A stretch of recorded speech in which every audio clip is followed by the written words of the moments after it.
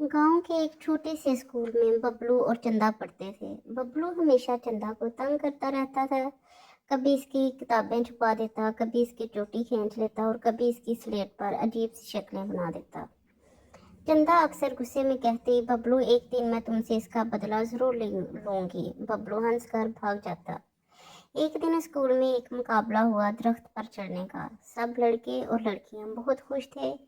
चंदा ने भी मुकाबले में हिस्सा लिया। जब इसकी बारी आई तो वो पूरे जोश के साथ दरख्त पर चढ़ने लगी, लेकिन अचानक इसका पैर फिसल गया और वो गिरने वाली थी। बबलू ने देखा और फौरन दौड़कर इसकी मदद के लिए पहुंचा। इसने चंदा को संभाल लिया। चंदा ने खौफजदा नजरों से इसे देखा और कहा, तुमने मेरी जान बचा ली। बबलू मुस्कुराते हुए बोला, अब बदला लेने का मौका गया। दोनों हंस पड़े। इसके बाद बबलू और चंदा की दोस्ती गहरी हो गई। दोनों ने समझ लिया कि लड़ाई झगड़ों से ज्यादा अहम एक दूसरे का साथ है। बच्चों, हमें इस कहानी से ये सबक हासिल होता है कि सच्ची दोस्ती वही है जहां हम एक दूसरे की गलतियों को भुलाकर साथ खड़े हों।